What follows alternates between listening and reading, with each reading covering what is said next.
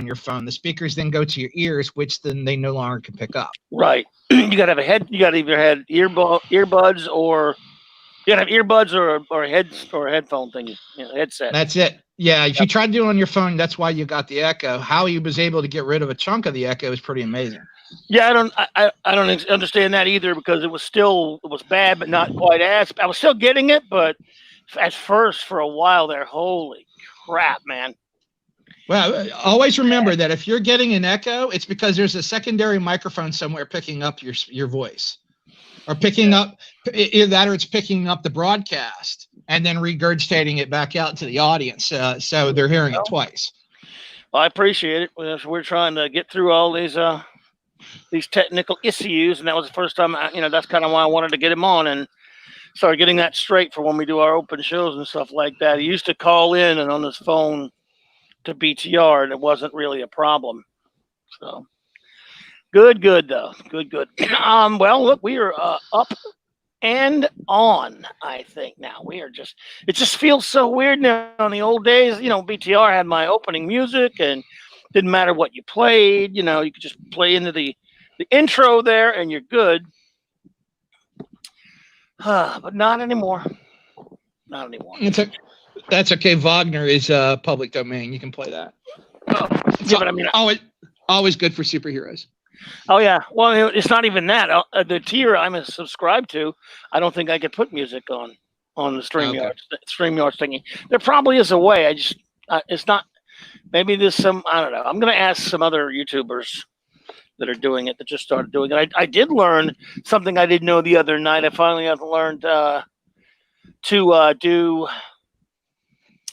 Was it the screen share thingy? So a lady friend of mine that I've been on her show before showed me how to do that one. So when I don't need to show a website like they often do on these live streams. Mm. Oh, Live Free. All right. Good to see you there. And Easton Barkholder is here. Great to see you both there. Thank you so much. We're just about to get rolling. I hope everyone is having a wonderful Independence Day. I hope. And I know I have, even though I didn't do anything. Well, we're out doing stuff. We wouldn't be on the air now, would we? But I hope everyone's out having fun, blasting fireworks or whatever, celebrating. What about you? What did you do all day today, man? Did you just did you go out swimming or barbecuing or any that kind of crap? We actually, the only thing we did was we went out. Believe it or not, we went to the local comic shop because it's the first Saturday of the month, and every Saturday, first Saturday of the month, they usually have a sale. So we went and. That's right. I was able to pick up. I needed a new comic book box anyway, and then the latest trade for the Epic collection for Fantastic Four just came out, and nice.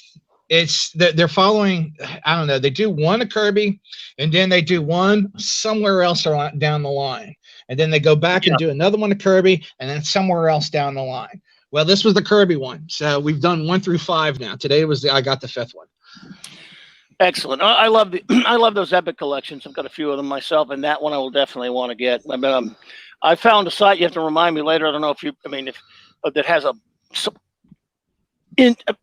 absurd prices, absurdly low prices on a lot of trade paperbacks and hardcovers. So that I find some pretty cool stuff on. A buddy of mine sent me the other day. But anyone, again, as I was saying earlier, because this is still such a new venue for me, and I'm not used to starting out this way, I usually have the music going on, my Pablo Picasso music, my Repo Man music going on, so I'm able to be more organized that way. So it just totally throws my game off. I did not announce the show or anything. We just came in talking, which is the way people do live streams on YouTube. So it's nothing unusual. Nevertheless, I will do it anyway. Clobberin Times, issue number 4, legacy number 704. Comics Convo, Justice is Served, as titled by the great MAXI, my good guest tonight and good buddy. Welcome, everyone. Hey, I'm just getting started. I had a bit of a correspondence with the great, I'm name dropping, but I have his permission to do so, the great Doomcock, and he said he's going to try to help me out, try to get some more subscribers for me and things like that. A good chap sent me a really nice correspondence the other day. Just loved that man to death. So any of the few people who ever do trickle in and out of here or hear this later on a download, if you don't subscribe to the Lord Doomcock, Overlord DVD on YouTube. What are you doing with your life? Man's amazing. So, and we all love him. He's a great feller. And then, of course, other channels I recommend, the great Nerdrotic and my great friends at Retro Blasting, Michael and Melinda, they had their little live stream today. So, in the meantime, we're clobbering times, and we're sitting here with, I'm not going to brag about how many subscriptions I have because I don't have, it's bad. But hey, it's the transition. We knew it was going to be something, man.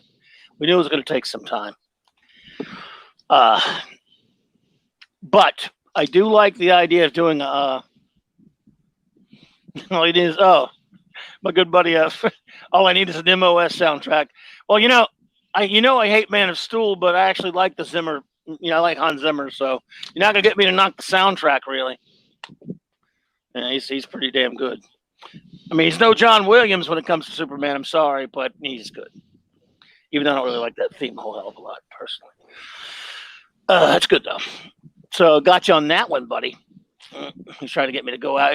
So he likes to hear me go after Man of Steel because he likes it. But you didn't trap me on that one, my brother. No, yeah, Zimmer's excellent. I agree.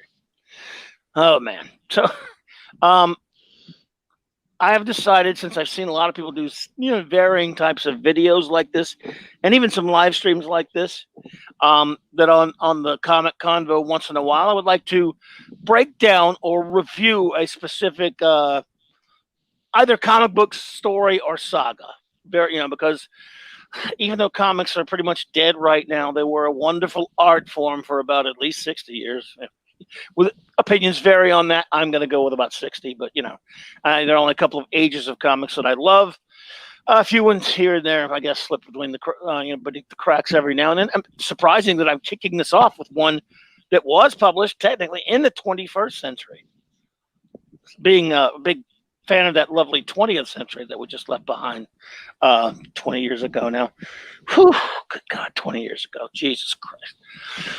So tonight I thought, since my learned colleague, Mark C., is someone who knows comics extraordinarily well, knows how to break them down, is, of course, an extraordinarily talented artist in his own right. I thought it would be fun to start a series of shows where we would break down a particular comic and or story, in this case, a 12-issue MAXI series entitled Justice, which, of course, is written by Jim Kruger and Alex Ross. Most of the painted artwork done by Alex Ross, and a lot of it also by Doug Braithwaite.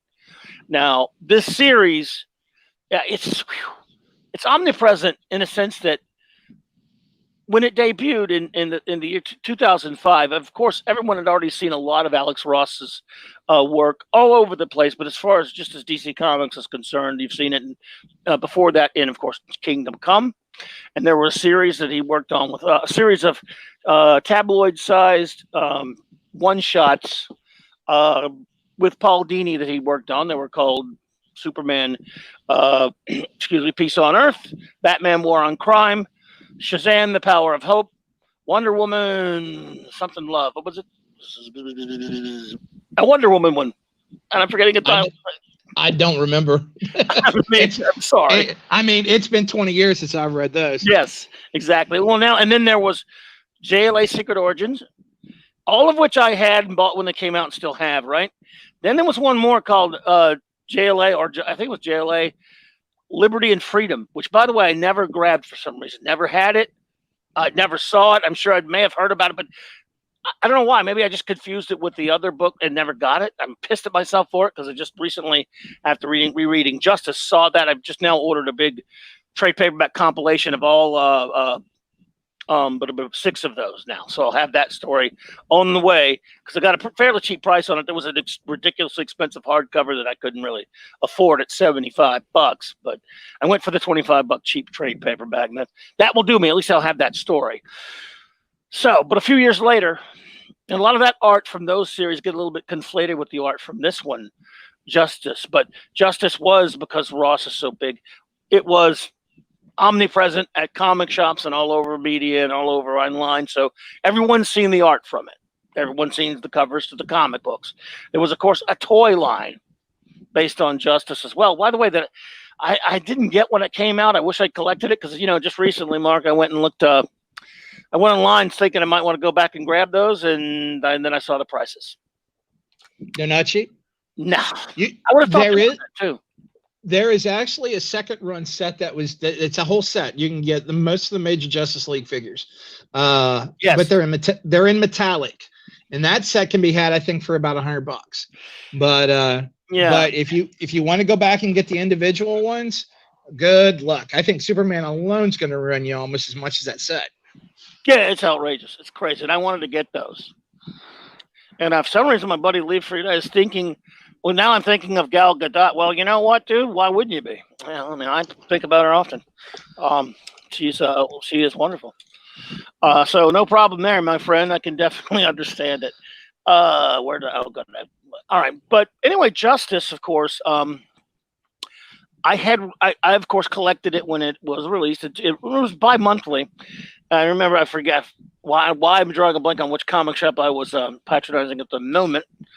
Oh no, I think I remember now. But anyway, picked it up, read it when it came out, and I think this may happen with a lot of things that Alex Ross does. The art. Now, some people aren't into it, but I really love his work, and a lot of people really do. It's very popular. I mean, this guy sells prints and really expensive lithographs of his art. I mean, it's very much in demand, and you see the art from it, and you remember that. But a lot of people, except maybe with Kingdom Come, a lot of people seem to shortchange the story sometimes with these things. And I have to admit, I read it. I mean, I remember reading it when it came out and not really thinking much about the story. And that was a long time ago in my youth. No, it wasn't. It was less than 20 years ago. I was old even then.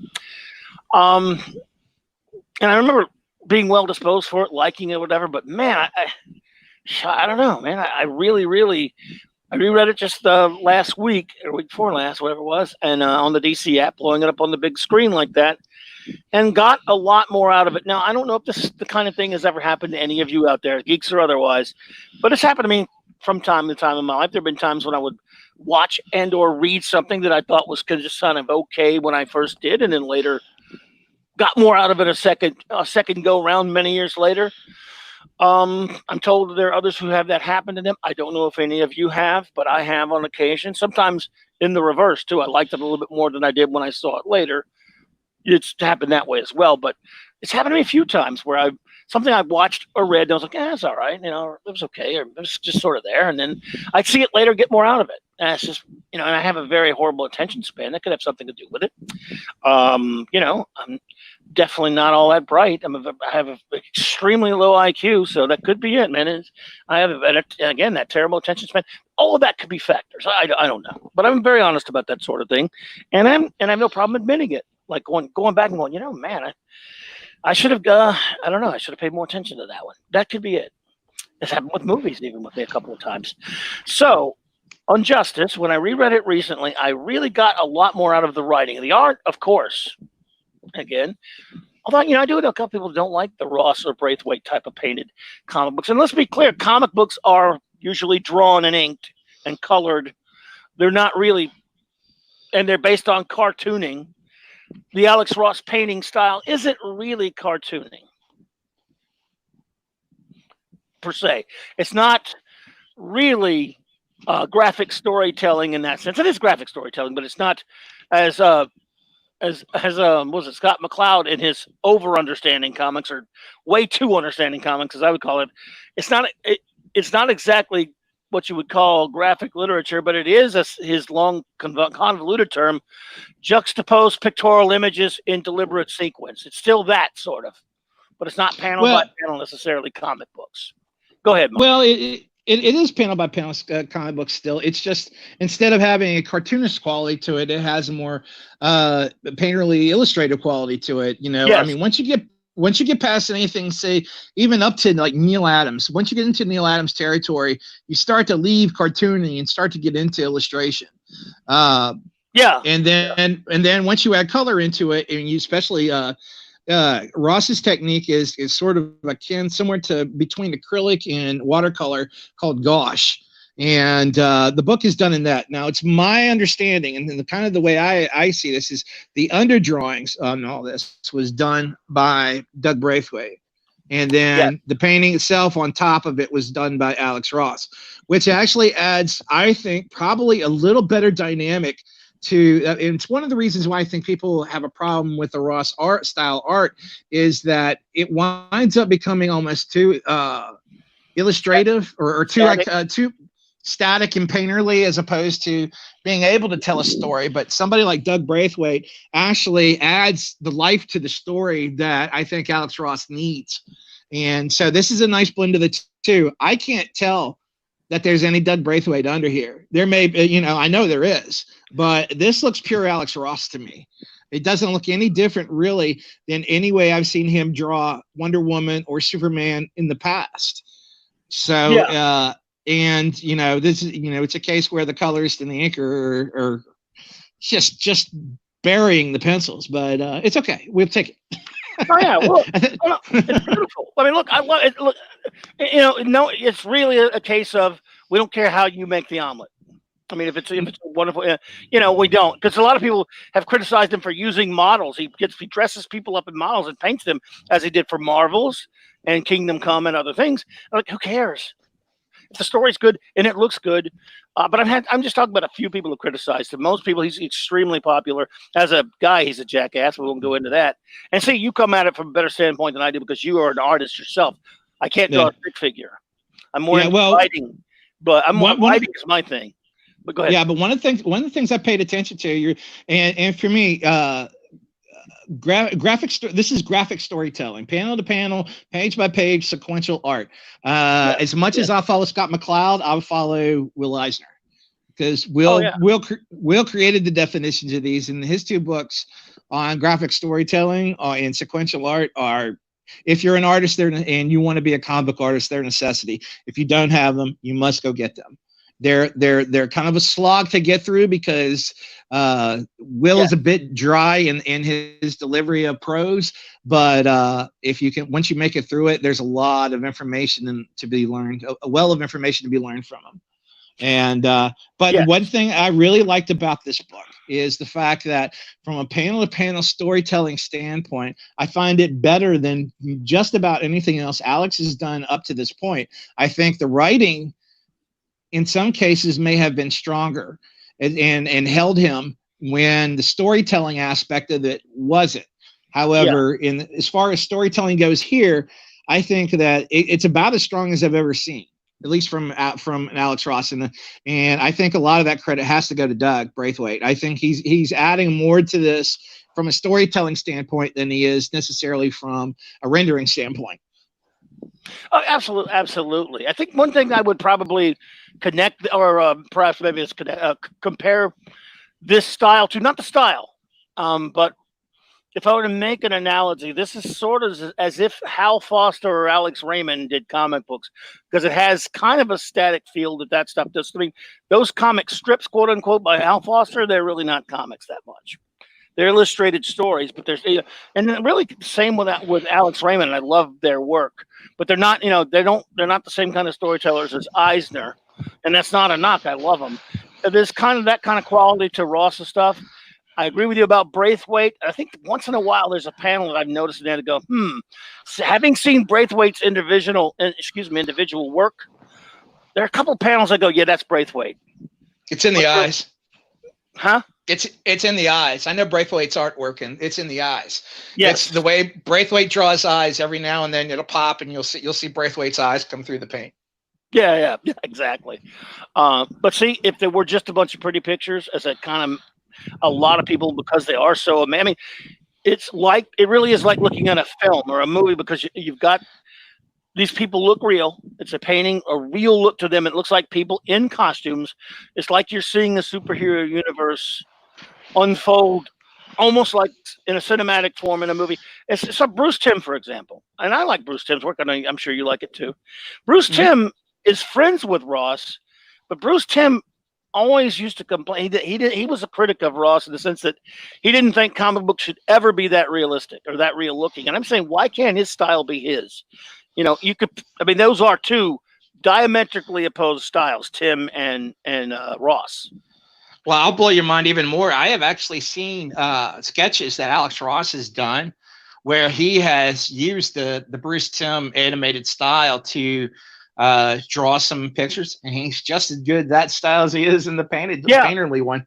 Oh yeah. Well, here's what I'll say about when we start getting into, and this is a knock I have on a lot of the art that comes through comic books today, which is the more you get into an illustrator, once you pass, say, Neil Adams, and you start getting really illustrative, like the John Cassidy's and the Brian Hitch's, and even more so, because as it went further, you start getting into colorists who become much more important to the artwork than they have at any point in time. You have artists now who no longer know how to spot blacks, and that's not a racial term. That's a term designed to when you're right, where you're going to put large swaths of black within the page to help balance out the color and add to the composition where it leads the eye through the page. This is something that artists consider when they're drawing. However, a lot of artists today don't even use black. They just do line work and leave it to the colorists to figure it all out. But the more you start getting realistic, the more tools you start taking out of the tool bag when it comes to telling story. Stuff like dramatic foreshortening, speed lines, thought balloons are completely gone. Sound effects, the stuff that made Kirby work really well starts to look silly when you start making everything look realistic. You have to have a bit of a cartoon quality to your book to be able to pull this off, because there's a certain amount of squash, what animators call squash and stretch, when you're posing your figures to give them life, and you lose that and things start looking off once you start trying to make things realistic. And that's always been a criticism I've had of modern art. Once you get into this realm, though, you're dealing with a different animal, and you just kind of go with it. And I got to be honest, he uses a little bit of dramatic foreshortening, although it's much more realistic in that. But speed lines exist in this, and so do sound effects, which is really pretty interesting. And it's like it's not often that they're used on in a package like this, because of the fact that they generally don't seem to work. They look foolish, but there's a certain level of, this is the Super Friends. Now the story's got a lot more meat and balls to it, but this is still the Super Friends. Everything here is designed based off of that 82 style guide we talked about last week that Jose Garcia Lopez did. That they've held true to those designs. I mean, there's a few tweaks here and there, but for the most part, that's the designs we're dealing with. He doesn't stray beyond that. And so because of that, and because of our knowledge of going back to the Super Friends and then the Superpowers, we innately fill in the gap to be able to allow some of the stuff that doesn't work in this format to actually work. And I think it's a trick of the brain that I think he's doing there. And I think really it's a masterful job of doing it, because I don't know that anybody else could pull it off as well. No, probably not. I mean, that's a very good and very well made point, by the way. Big shout out to Latino Slan, who's just popped in. Good to see you, my good and new friend, and happy 4th to you as well, my brother. Thank you for being here. Good. It is fantastic to see you, sir. Yeah, no, absolutely. No question about it. It's just wonderful art. But there's the thing. We automatically started talking about the art, because the art, with all comic books, of course, get most of the attention. It's a visual medium, which is perfectly fine. But I think that's why when I paid more attention to it this time around, I really, really, really love the story and the writing. I mean, it's true, it takes a while to get going in the first couple of issues. I'll just issue this to anyone who is interested in maybe picking this thing up and reading it. And if you want, I mean, look, because it's 2020, there's people talk, even though this book is 13 years old. Spoilers are such that some people like to find out things for themselves. But if that's not a concern for you, that's cool. You're getting the warning now, because we're going to talk about some of the details here. And I'm going to give you a basic rundown of the story, in addition to, of course, the art, because the story is truly a standout for me, in my opinion. And I'm one of those who does not want my superheroes too dark. With a caveat there. it's, you know, and there's a certain I guess a certain inconsistency on my part about that, because I'm the ultimate Alan Moore fanatic. 80s Alan Moore, let me say, and some 90s Alan Moore. Collected every single thing he ever wrote until somewhere into the aughts, even until now. He's just, we won't go into him, modern Alan Moore, but and when I say that, anyone who knows him will go, well, man, he doesn't get much darker than that. Yeah, but he's still always, his concepts and his imagination and his usage of old ideas, even, and old concepts and character, like I say, his characterization and his stories were so brilliant. And he never really crossed the line so much with me, you know, because Watchmen, they were his own characters. He didn't do it as much with other characters that he wrote. Well, any time that he ever decided to go dark, if you examine Watchmen, Killing Joke, these are all one-offs. Okay. Yes. Now, in something like Swamp Thing, you inherently can go a bit darker than you could with a regular superhero title, if for no other reason than it was born out of DC horror. It has the ability to go darker. That's one of the treasures of the book, is that if you want to go a little darker, you can. But if you look at when he gets into stuff like when he went to Image, I think for a month, and he put out four first issues of books that were never. It was almost like an apology to Watchmen, and they're all based off of books that he did that were very Marvelish from the 1960s, and they're fun reads. Although they're not necessity for an Alan Moore collection. But then he goes and does America's Best Comics. And this is where you kind of get, he does League of Extraordinary Gentlemen. So he has this horror element where he can play dark. But then you get into something like Tom Strong. And Tom Strong is nothing but Doc Savage in the future. That is right. And there is nothing dark about that book at all. And so anytime he's ever played dark, it's really with either material that deserves to be dark or it's a one-off. It's not part, he never did Batman in continuity dark. No, he never did, even Superman, the few times he worked on Superman, was never dark. For the Man Who Has Everything, and for the man, whatever happened to the Man of Tomorrow. Yeah, these are not dark stories. I mean, for the Whatever Happened to the Man of Tomorrow can be sort of a bittersweet story, but not a dark one. No. A great story can be dark, or can have dark in it. Here's the thing. These are superheroes. I'm not against dark if dark's not all you're doing. Well, Eastland Burkholder, our good friend there, says dark still needs to have complexity, not just dark to be dark. That's absolutely true. I totally agree with that. Also, you can start out really dark, but if they're with these superheroes, all I ask is you have a good point to it. And yes, call me old-fashioned, I want them to win in the end. Doesn't matter what kind of ringer you put them through, and boy, does this book do that. They're going to come out on top because they're the Justice League of America. Slight geek love here. They call them the Justice League of America throughout the book. That's what they are. Mark has just touched on how, and I've said this book is very steeped in a couple Silver Age touches, very Bronze Age, with the slight tweak here and there.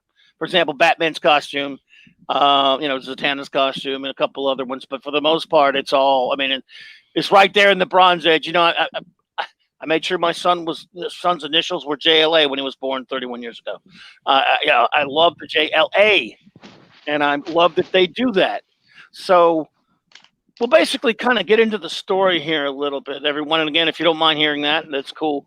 And it may or may not make you want to read it one day. I don't know.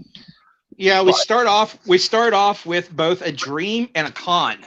This is a con job, but it's a dream, and then you start looking at this and going, okay, well, who exactly is dreaming? Whose dream is this? Who is seeing this?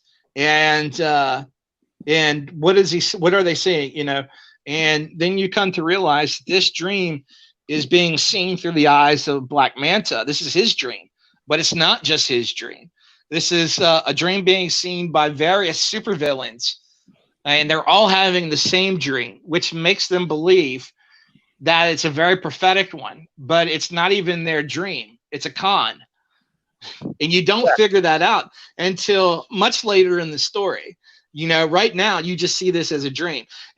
By the way, folks, if you really want to go into this book cold, I will say it right now, spoilers. Because if we're going to review this book, we're going to go through it pretty heavily. There, as much as I don't want to spoil the end and how this thing comes to an end, but there's going to be aspects of the story that's going to get spoiled for you. Yeah, no, absolutely. And but that's what we're here for. We're here to break it down. Anyone who can come back later here after they read it, or if they don't care, then they can just enjoy the ride. We're going to try to make it as entertaining as we can by talking about it. And like you said, it opens up with dreams shared by villains of horrible things happening and superheroes basically not able to stop them, to put it bluntly. One of the things I love about the setup even early on, I think, is it's pretty shocking. It's bad things happening, but you never. Again, we talked dark earlier. You never really get a sense. You never get depressed. You just you get worried. That's what you're supposed to be doing with superhero stories. You're supposed to worry for the hero, but not. Oh God, they're gonna be slaughtered. They're gonna do something really nasty, really horrible. With a lot of modern comics, when I read them, I'm like, okay, it's going to be a bloodbath of sorts. They were able to make this dark and yet still not make me concerned that I was going to see something that was going to make me want to throw up. Just go along with their story and be concerned and going, because you're supposed to, with superheroes, go, wow, how are they going to get out of this one? Well, yeah, there's got to be an emotional investment, and if you're not, then you don't. There's no reason. But yeah, you start off and everything is going. They put you right in the middle of it. There's no watching this happen, or giving it much time to breathe before it happens. It's nuclear Armageddon. It's the end of days. It's happening, and you have the heroes trying to save people as the points on the planet are being destroyed, and little by little they can't save anybody until finally they lose the planet and all of themselves at the same time.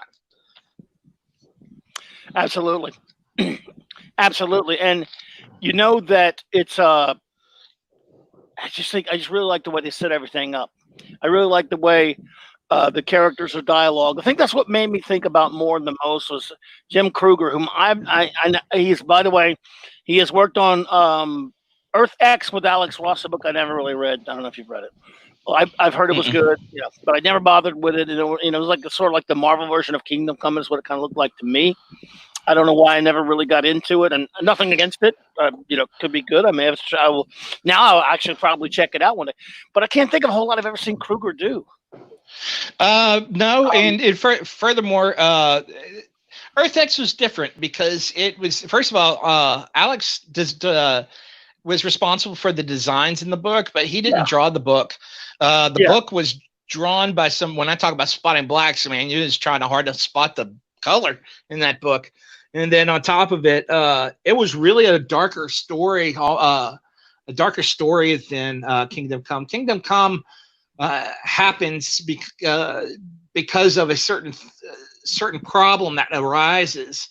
Okay. But this is basically the heroes have the world have gone to hell, and Earth X is, and it's you see kind of what happens is everybody has gotten older, but it's I would say it's a bit more depressing of a story and a much darker story than Kingdom Come is. And Kingdom Come eventually, when it ends, is a much brighter story as well. As far as the happy ending goes. I like Kingdom Come. I know it's not for everybody, but something to remember. I know Mark Waid and Jim Kruger do get a lot of credit for these stories. They're the scripters. The stories themselves, the ideas, the plots themselves come from Alex Ross. Alex Ross probably either doesn't have the time or the energy or the patience to be a scripter. But as far as the idea of story, these belong to Alex. Kingdom Come is almost Alex's whole cloth. In the case of Mark Waid, he was the Stan Lee. Just once Kirby handed the pages back to him, and he just threw in the dialogue. That's about all that Mark Waid did to that one. I would imagine Jim probably, because the story is so intricate, I would imagine Jim had a little more to do with this one than Mark did even with Kingdom Come, because there's so much in here that you read. When he was saying that you were saying that the first couple issues you read are a little slow. They're a slog. They really are. But everything that's in there winds up paying off at some point in time later on down the line. Because after we get through this dream, we go into Aquaman's. We go to Atlantis and we see Aquaman, Mira, and Arthur Jr. And then was it Aquaman gets kidnapped early on? Yeah, the first issue he's kidnapped. Yes. By Brainiac. And him, by the way, you know, after a fight with Black Man, I want to point something out because I do totally agree about it, how it's Alex Ross. And one of the reasons I believe that and confirm that, Alex Ross has, again, for whatever my problems with him, some dumb things he said in real life, I'm very, very kindred spirit with him on a lot of his likes and loves of comics. One of them, which is he is obsessed with Super Friends. So much so that this is, by the way, this group of villains, they're the Legion of Doom. He unabashedly uses the Legion of Doom, and they don't necessarily call them that in the comic, but there have been other things, other mentions and other explanations of the comic book and things like that refer to them as that. He also uses the Super Friends Legion of Doom cartoon version of Toy Man, for example. And it's pretty much the same cast as the Legion of Doom. He loves the Super Friends. This is, like you said, you said it. This is the Super Friends, of course, in that sense. When I was a kid growing up watching the Super Friends, it always made me mad that they weren't calling them the Justice League, every time. But nevertheless, it's either here or there. They were the Justice League to me, Justice League of America. Ross loves them, and he loves a lot of the other characters. Apparently has a great love, and maybe Kruger does too. I don't know anything about Kruger. So many of those classic Silver and Bronze Age DC heroes. And one of the wonderful things about this book that we'll elaborate on, touch on later, is how so many of them get some nice spotlight and and are honored, I would say, and treated very well and very, very well characterized. So I agree with you that the first couple of ones, it didn't really feel too sloggy to me, but I understand that it takes a while to get going, but it's all a lot of setup. And that's cool because, again, you have to, if you're going to have that many villains, it's got to be something. But one of the fun things about this book, and I use the word fun. I was talking about dark earlier. I'm going to mix it with fun, and that's why this is good. They have a great counterbalance of fun to dark. You got some really dark things happening, not over the top dark, but dark. And yet they mix fun things in, such as your whole plot is very comic book. Everything about the plot, just as there are serious philosophy issues discussed all throughout it, especially the early elements of the book, it's still a very comic book, old school type of a plot by the villains. When you boil it right down, you don't find it out really till later so much, because you think the whole time while reading it, or at least I do, that, man, this is going to be something really sophisticated what they're up to. And they're not. It's not really. It's supervillain stuff. But early on, you don't know that, because basically what's happening, and I'll just go a little bit into the plot right here. The villains are, one particular a-hole villain is controlling or manipulating all the other villains into, basically, they're finding out the secret identities of the Justice League in order to, of course, expose their weaknesses and eventually control them as well. And how they do this is pretty fun, and wackiness ensues. But they also, there's a deep philosophical question running through all of this, and that's the best stuff, when you can be fun, dark, and fascinating. And it's basically this: the heroes are setting themselves up, the villains in this thing are setting themselves up as the heroes, turning the villains into villains by basically tempting humanity or giving humanity these gifts of extraordinary altruism, saying we're really the good guys, and we're going to prove it by curing people who can't walk, feeding people who are starving, we're going to save the world because the heroes are all a bunch of dicks for not doing it. And basically, that's what the story plot initially boils down to. The villains are offering the world a utopia that they can create because they're saying, look, what these guys aren't superheroes. They're not heroes at all. They might save the world from the occasional starfish in the middle of the ocean, as I think is how it's worded, but they don't do anything to fight poverty or to fight disease or anything like that. Basically, what the villains are saying, and this philosophy is pretty amazing, actually, and I agree with it. They're basically saying they're not controlling your life like gods and making everything easy for you. They're not giving you an easy life and doing everything for you, but we will. Hey, Tifa, I'm sorry. I had something stuck in my throat there. Yes, sir. That's exactly right. I mean, isn't that true? What they're doing? Well, I don't know what Kruger's philosophies are, or I know what Ross is, but still, aren't they basically saying, look, hey, world, we've got all these superpowers, right? Screw these superheroes who just fight criminals and call us villains. We'll give you everything, then you'll love us. Yeah, well, and what's surprising is how many of the villains are actually drinking their own Kool-Aid on this and actually believe. Some of your lower villains actually believe that what they're doing is for the betterment of all mankind, and it's only maybe 2, 3 of them. Would you say maybe 4 that actually have any belief and or understanding of what it is that they're actually what's actually going on? You know, you obviously, when you're dealing with the Legion of Doom, you're looking at you're looking at Luthor, you're looking at Brainiac, and you're looking at Grodd as being probably your smartest 3, and they're basically the puppet masters here. Yes, absolutely. And I just love the dude. I love that. I love. In fact, again, one of the examples of the cleverness of the writing early on. One of the part of their plots. The part of this plot is they're healing. They're using. And now I'm drawing a blank. You'll have to help me out as far as what they're using to cure people who can't walk. But it was Dr. Crane. Well, yes, but at the same time, it's Mr. Mind. They are creating microscopic. Yeah, they're creating basically microscopic versions of Mr. Mind as a cybernetic deal. So yeah, they're basically creating nanobots that are healing people, and because of that, they have this altruistic attitude towards what they're doing, and the public's buying it. A lot of the public is buying it hook, line, and sinker.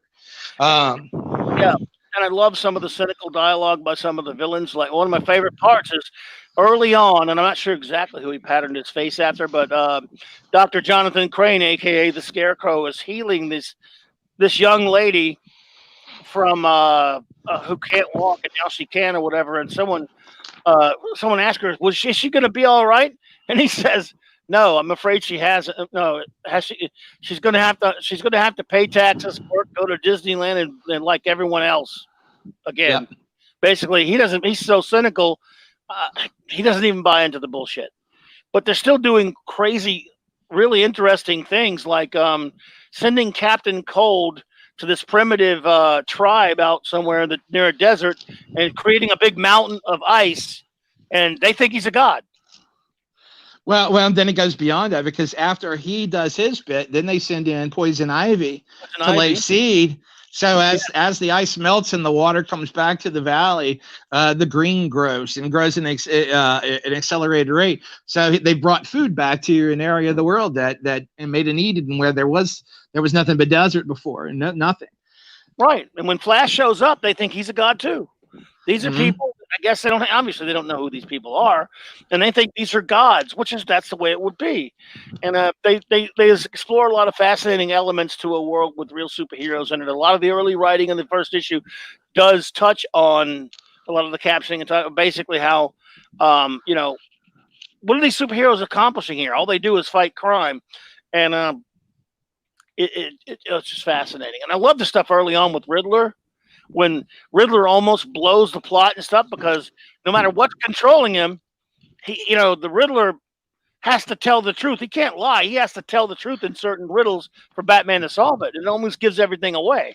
It's compulsion. It's compulsion. But according to Brainiac, I had this all under control. I knew he would do that. So yeah, he knew. Yeah, Luthor. Yeah, Luther is the one who understands that it's the small details that are going to wind up unraveling this thing.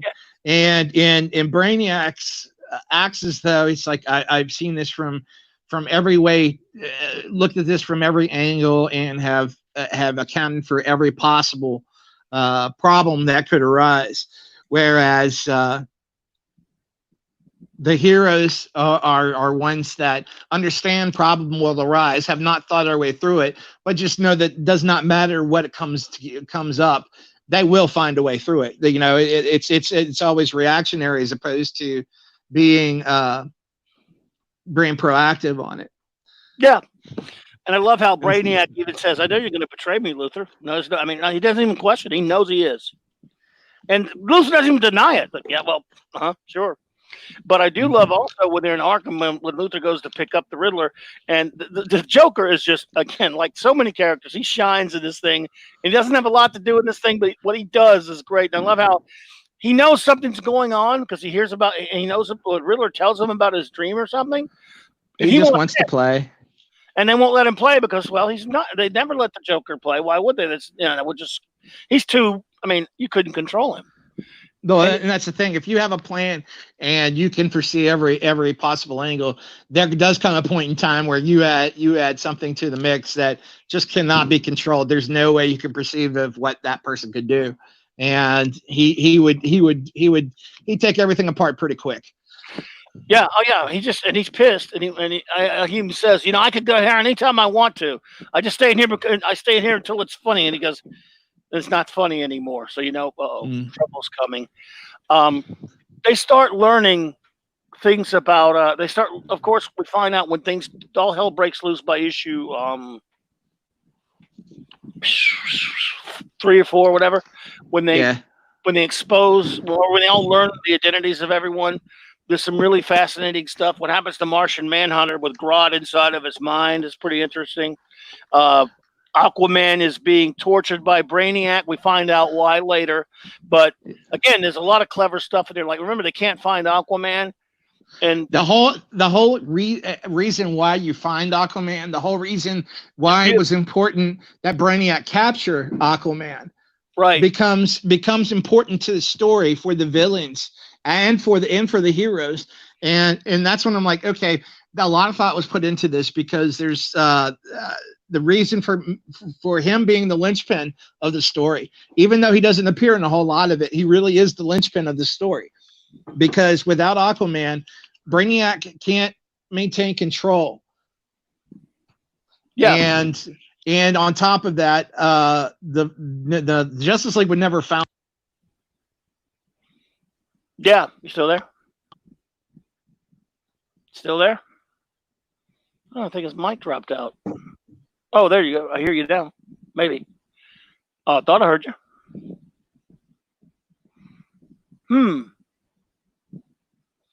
Might be something with his mic or with his earbuds. I think you muted your mic, brother.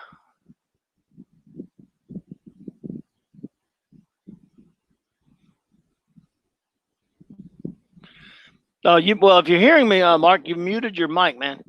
It's showing that it's muted. I can't unmute it. You have to unmute it. It won't let me do that.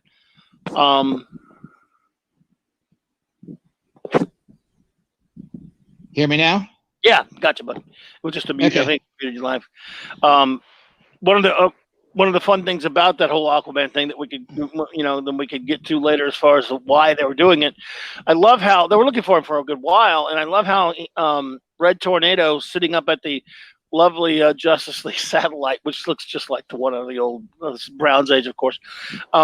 He notices sea life migration in Argentina that's really like miles and miles long, forming an X. Because Aquaman has them doing that because and Red Tornado says, "Wow, basically, wow, he's clever." He said it must be nice to have a mental rapport with over like a half, 3/4 of the world's population creatures. Or whatever. Yeah, creatures. Yeah. X marks the spot. Actually, one of the things I was looking at Wonder Woman and when she gets taken down. Yes. By Cheetah, and I got to say, I really had to look, and it wasn't. I probably read this thing when it came out. I've read it twice, and I read it again this week. So this is the third time I've gone through this, and I've never read it more on a bigger scale than just standard comic book size. So if you saw it on a TV screen, you probably noticed it when you were looking at it. But there's a scene where Wonder Woman is giving a speech at some sort of women's conference, and they pan to the crowd, and they do give you a full panel of Cheetah out in the bushes behind, in the courtyard, behind the courtyard, ready to pounce. But what you don't see is when they're actually showing the everybody in the courtyard, and you see just the crowd. And if you look way in the back, Cheetah's actually in there. So he actually did draw her in, and but it's so small that a normal comic book size you don't see it very well.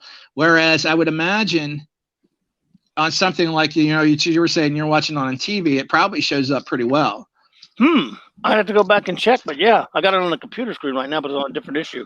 But yeah, it's a lot of the attention to detail is amazing. It's just again, it's like watching a movie, not just because it was on the TV thing, but it does make it feel even more like that. But absolutely, just such a crucial thing in the art. And what happens to and there's another one. What happens to Wonder Woman is wow. It's scary stuff. But again, they're really good at writing this thing. She's still Wonder Woman through it. She's suffering through it. She thinks she's gonna, she's pretty sure she's gonna die by the end of this, but she stays the course and stays her wonderful Wonder Woman self.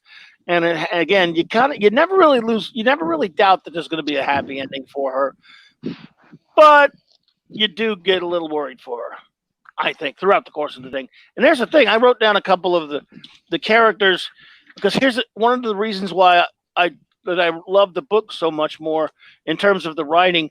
Certain characters are standout. There are characterization standouts throughout this book. Characters who were, the whole thing, they're all really well provided for. But there were some standouts for me, just for me. Everyone's going to be different when they read a book. One that hits me the hardest in terms of how much I really like it is a character to me who has been just given short shrift and just absolutely abused and not treated well by DC Comics ever, just about, but at least not in the last 30 years. And that's, of course, Captain Marvel. I repeat, Captain Marvel, not Shazam. He's Captain frickin' Marvel. And what I love about it is he is not the ridiculous Billy Batson inside of his mind, Captain Marvel. He is Billy, but when there was a characterization thing that they kind of made a switch back. I don't know if it was in the 80s or 90s. I forget exactly when it was done. But when he would say Shazam and turn into Captain Marvel, he would still have the mentality of a child. Now, he still has the mind of Billy Batson, but he always came across as an adult with the wisdom of Solomon. Unless you knew personally that was Billy Batson, you just thought he was a man. And he was more mature. And in this one, he's not ludicrous. He's not, yes, there's still that pie-eyed innocence there, but it's not as glaringly annoying like he's some 10-year-old. And I really like that. Plus, he gets a lot of cool stuff to do in this one. Well, that's always been the biggest problem, is that the people that write him don't seem to understand that Shazam stands for something. And the word, the letters in the word stand for something. And wisdom of Solomon is something that's very important to the character, because when he is Billy Batson, a teenager, when he's not Captain Marvel. And so when they write him, and the movie did the same, even though I enjoyed the movie for what it is, the movie does the same in that if you add the wisdom of Solomon to that character, that movie does not happen. Yeah, that movie aggravates me. I really want to like it, but we have a question, by the way. You might even be able to help answer this one. Our good friend Latino Slant, Polly, great, thanks for being here again. He said, you recommend the hardcover or the paperback edition, or deluxe or paperback. I only have the comic issues now. I was rereading them on the app, but I'm planning to get. I always have the physical. I'm planning to get one of those. But what do you have? Do you have just like a rather standard trade and the issues, or what? I had the issues. I lost them in the flood back in 2016. I lost everything in that flood. But now I have the trade. If I were going to recommend one, just because, like I said, there's little nuances in the art here and there that little bits. Sometimes you see them, sometimes you don't. Sometimes they're important in the story. Sometimes they're just nice little background things to see. I would recommend, there's a deluxe version of this thing that's a little bit larger, then I would get it. If there was an absolute edition of it, that would be where I would want to, if I buy this again and there's an absolute edition, that's where I'm headed. I do have the absolute edition of the treasury size books that he did, the 4 treasury books, and then he did a Justice League one that was an actual story. Yeah, yeah. So I don't think they've done an absolute version yet of Justice, but there is a deluxe. And if I have my druthers, and I don't know exactly what that price is for now, and when I do go out, I'm going to plan to get that eventually when I can afford it. So I like deluxe personally, Latino, but if you just want to read it though, hey, like you could definitely be okay with the trade. But I do agree with Mark. I'm the kind of guy I like to have the deluxe version. If there was an absolute version, I'd love to have it. Those things are expensive. I only have one absolute version of anything. And that's because Claude gave it to me for Christmas. This Absolute Watchmen. I love absolute editions. I would love to have them, but they are pricey. I'm not the kind of going to afford that kind of stuff. So they run about $75 to $100 a piece, depending on this. Being 12. This being 12 issues would probably be somewhere between 100 to 125 as an absolute edition. Yeah, they're great. They're lovely. But man, let's see. I have the first Alex Ross one. I have Hush. I have Kingdom Come. I have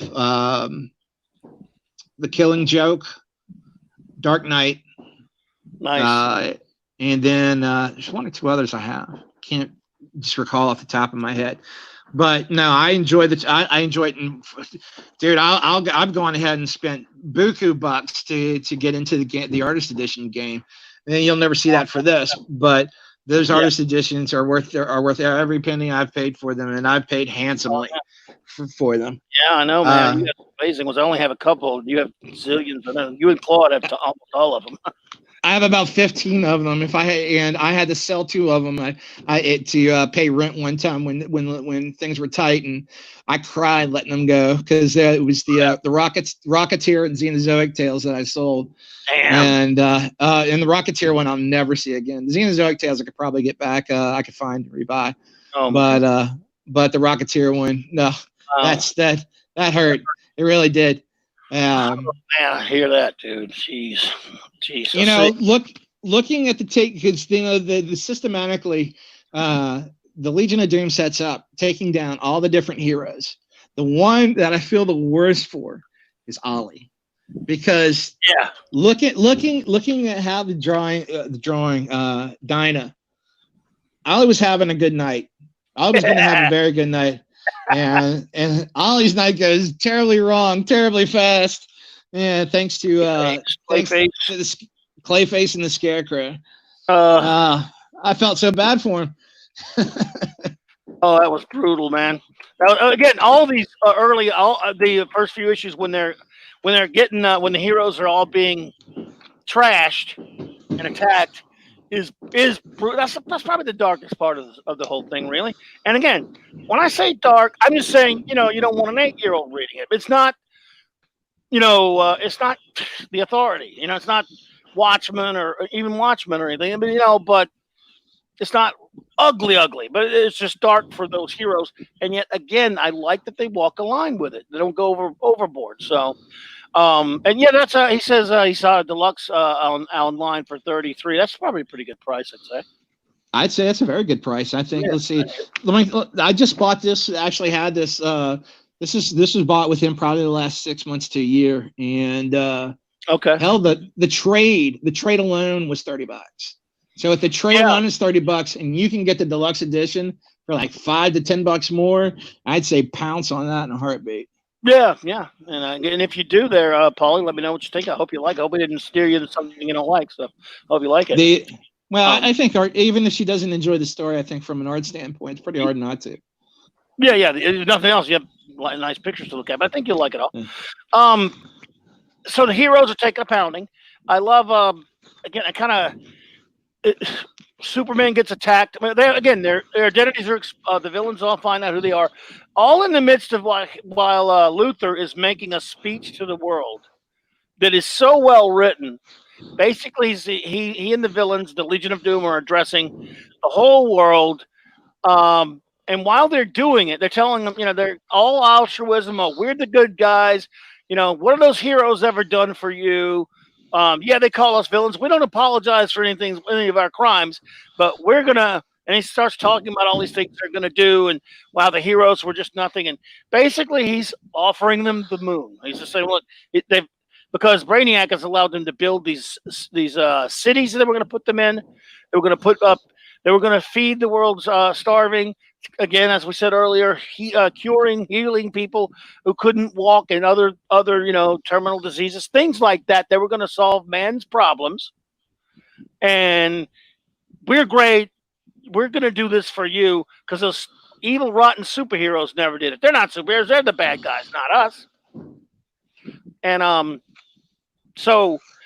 again, that's another thing. Even though we're telling you about the story, you got to read that speech for yourself. It's really, man, he lays it on so thick that philosophically, it's so.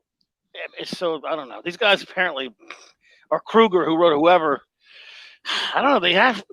I don't know. Maybe he has some kind of understanding of very common sense because it's pretty much.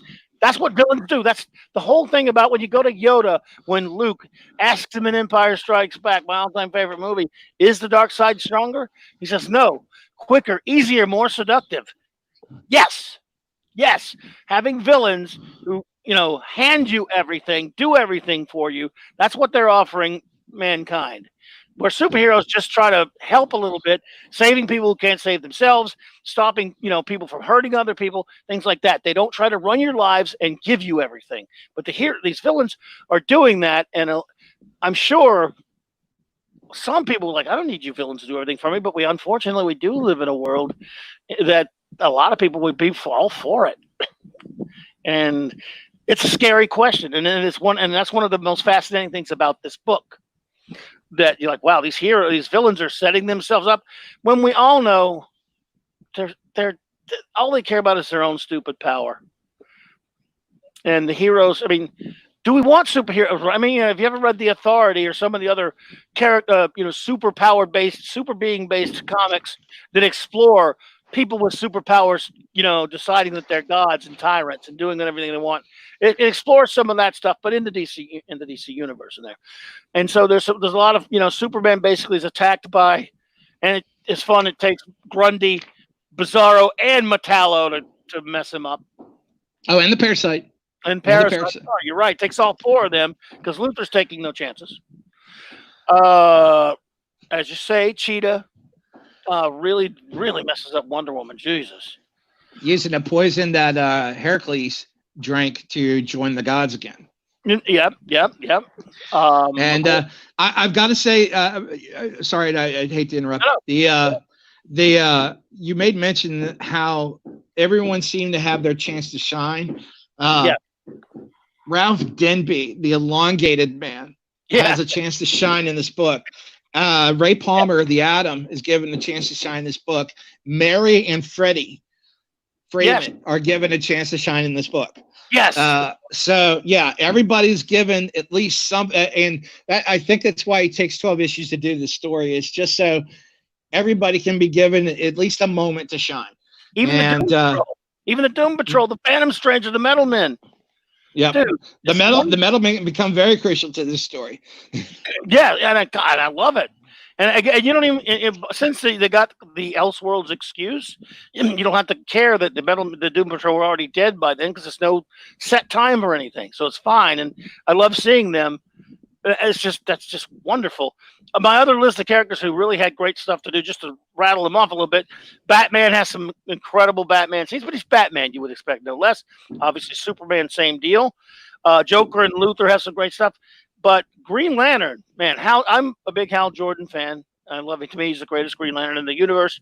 He has really interesting scenes in this because the villains have decided that the one guy they can't stop that they're not really going to be able to hurt due to his powers and the Guardians and things like that. It's Hal. So the Sinestro, they use Sinestro and uses a boom tube to send him way off to the other side of the universe somewhere in some kind of null space type thing. And for a great chunk of the book, his power battery is going to run out, and he knows he's going to die, and he just kind of like creates this. He's kind of hanging around in this limbo, creating kind of a phony world with his power ring, just trying to pass the time and trying to, live what he thinks might be his last hours, which is fascinating. What he does is he has the ring, kind of like Tron, where the ring turns him into. It basically digitizes him into energy and puts him in the ring. Yeah, exactly. And because then he can live forever. He'd just be alone, but he won't die. And and they want to get rid of him because if they simply kill him, then the ring will go to another bearer. And John Stewart, they'll still have the same problem, just on John Stewart's hand, as opposed to House. And yeah, these little Mr. Mind nano worms that are within these people that are controlling them can't get through the Green Lantern's barrier. Not only that, but the green light will actually burn them out, kill them. The nanotechnology. So he's a problem to the plan that has to go away. Yeah, and it's really amazing. It's really well thought out. Right now, I'm at the beginning of the 6th issue, where when they come for Ray Palmer, Ray just simply gets shot basically through the shoulder from the back, and winds up going to the hospital. And the nurse comes in and asks Ray if he wants a pillow. And he's like, no. And then the nurse tries to suffocate him. And then you realize the nurse is Giganta. And there's this one page on here where you see Giganta actually start to grow. And it is some of the most god-awful, horrific transformation I've ever seen. I mean, normally you just watch her get big, and here you're just watching her deform and become grotesque as her bones begin to grow and her head begins to grow, because nothing's happening all at the same time. So it's rough. It's rough. It would change your mind about Giganta if you ever had fond thoughts of her. And I have, I'll admit it. Well, damn, they make her damn sexy, dude. I can't help it, man. Jesus. Yeah, but oh God, was that the story? Oh, by the way, one note again about designs, because I love that so much of this is very Bronze Age, because I'm a Bronze Age baby. Even though I was born in the silver when I started buying comics, it was Bronzy time. I love the fact, though, because again, this just shows how much Ross, baby Kruger too, loves the old stuff. Brainiac is the Koluan Brainiac, by the way, and he's based upon one of his original designs. I mean, with the white smock coat thing and the little monkey, the green Koluan Brainiac.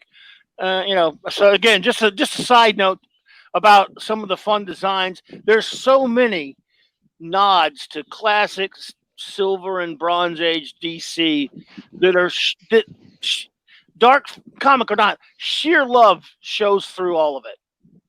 Sheer love of these characters and of the DC universe. And I guess that's why this book maintains its fun. Especially, again, it may not be the same as someone who doesn't know it that well, but it'll still be an interesting story and nice art. But for someone who loves that universe so much and has been with it for all their life, the love of some of the minutiae of the DC universe that comes through every bit of it and stuff resonates with me so much that I'll read that and go, oh, God, man, I can't believe that reference. Jesus Christ. I love those stupid ad on one of the buildings early on with Plastic Man doing a commercial for a credit card company. All money is plastic now. Stupid crap like that. It was fun, man. I love that. So they do have a fun sense of humor to the book. Absolutely. Well, that and the reporter that you run into, who's basically giving you the media account of all this, is Vicky Vale. She's the one. And it's not like, say, Dark Knight Returns, where you keep getting a lot of the news feed on this, but from time to time, it kind of gives you she's kind of the voice of the people as far as what the people are thinking, to let the reader know what the voice of the people is, and so she's kind of your window into that. And it's Vicky Vale. It's not just some Summer Gleason or somebody like that. They use Vicky. And Jack Ryder was one of them, I believe, too. Yeah, Jack Ryder was on the news, like the news broadcast, just like right out of the comics. And for those who don't know, we're talking about Jack Ryder's the Creeper. But yeah, and again, you love touches like that. I'm on issue 5 right now, for example, when Superman's about destroyed by those 4 that we were mentioning, and Captain Marvel shows up and just wipes him out. I love it. And then he just basically stands there in a beautiful 1-page splash. It's okay, Superman, I got your signal, because he originally signaled Barry Allen, but he's in trouble. Going to be okay. And here's the thing. They focused on the main Justice Leaguers. At this time, rightly so, Captain Marvel was not in the Justice League. He's kind of a reservist, like a lot of them. And they didn't really figure on Captain Marvel for some reason. And that was a mistake. Well, they didn't figure on any of the reservists. It was because it's him, it's Ralph Dibny, and the reservists and the other teams that aren't the Justice League that wind up actually being the true heroes here, because our heroes are in trouble. So the other heroes have to step up to basically prop the Justice League, get them back into shape and get them back to fighting, because they can't. They've been taken out, and Superman's riddled with all these worms, and it's Captain Marvel that winds up saving him by bringing him to the sun, throwing him in the sun to burn out the nanotechnology within his body. Yeah, absolutely. Your mic's a little bit lower. Something happened? I don't know. You there? I'm here. Can you hear me? Yeah, it's just a little bit lower, but it might just be I don't know. It might be my end. I don't know. Well, okay. Not only that. Well, my mic is battery powered. Okay. It's wireless, so as the battery goes on this thing, I might slowly lose volume. That's quite possible. I've never. No, you're fine though. No, you're good now. Okay. Yeah. No, that's true though. What you're saying. I was just. I don't know if you're getting fireworks outside of your place yet, but I'm starting to hear some. We're going to start hitting World War II in a little while. Oh yeah. I love the fight after Captain Marvel says Superman when Luthor shows up. Must I do all the thinking for you? You didn't just steal Superman's powers; you stole his weaknesses. He's yelling at the Parasite. You stole his weaknesses too. You could have died, Parasite. You idiot. Again, and Luthor's like, okay, Captain Marvel. Why didn't you think of Captain? They thought of Freddy and Mary. Yeah. I mean, they knew who he was, but they didn't get Billy. But yeah, there are a lot of random elements, and once these Mr. Mind nanite worm thingies are infesting and taking over people, there's some pretty interesting ways that they deal with it. Yeah, the Flash was probably one of my favorites, because basically the power of Shazam, the lightning bolt comes down and basically fries everything inside of him, fries them all within him, which I don't know why he didn't just do that to everybody. Maybe they wouldn't have survived. I don't know. But my favorite is at that point, Clark has to ask Billy for cash because his wallet was burned up in the sun, and they need to get Barry to this all-you-can-eat buffet that's 5 miles away so that he can recharge. And it's just like so not fair to the buffet. Yeah, it's great. I love that. And for those wondering, incidentally, Eastland, I know what you mean. Oh, your car got scarred. Oh, got scared, but went aside. That's what. Oh, I hear you, Eastland. Sorry, I understand now. Hell, I know how that goes big time, man. Believe me. Or I'm sorry, I lost him. Okay. Anyway, the way they got it out of Superman was fun. Like you just said, Superman was infested with these things, and he said, well, he had Billy, he had Captain Marvel, throw him into the sun to burn them out of him. And I thought that was a fun bit, and he was kind of like, well, are you sure about that? But he's Superman, so of course. And it worked. But the cool one, though, was, and again, I love what they did with the Flash. Just like you said, they had to run that out of him. I love how with Batman, who basically turned on Wonder Woman because, again, he was being controlled, and she manages to get her lasso on him. And then, when the lasso's on him, Batman, the control is broken. And so Batman, for a good chunk of this series, has to wear the lasso around parts of his body. He has to run around with the lasso draped on him all over, so he can be himself, which I thought was funny. A clever touch. That was very clever. And then we get everybody, as they get saved, are meeting at the secret rendezvous point. Yes, I love the secret rendezvous point. The Fortress of Solitude, perfect. Yeah, place. And this is Silver Bronze Age Fortress of Solitude with the giant key. Oh, I love it. I love that giant key. As much as I loved All-Star Superman, I was aggravated when he got rid of the key and he made a normal size key, but he made it like a gazillion tons, so only one person only he could lift it. Yeah, matter from a dead star. Yeah. Yes, yeah. But I love the big damn key. People just say, "Why you got a key?" People could, who's going to lift it? But a few people. So, always like the damn key, the big ass key. I even still have the old Treasury Superman's Fortress of Solitude.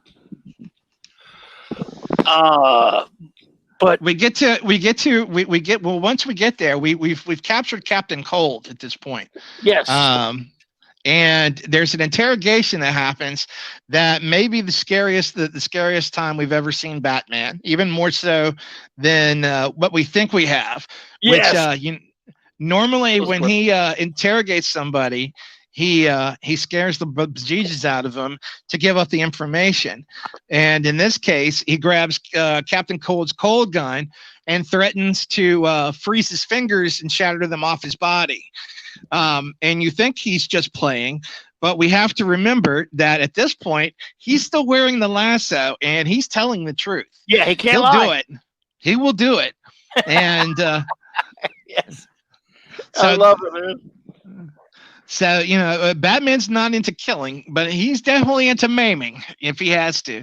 But unfortunately, that isn't necessary because Captain Cold sings like a canary.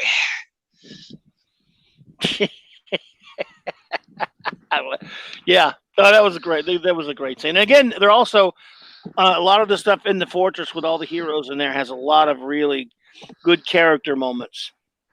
Well, not only that, but also a lot of what it is that was set up is starting to pay off, and we start to learn a lot of things as far as what was being set up, how it was being set up, and why things. It was like, why did I have to read this? And then it's just like, okay, this is why you had to read it.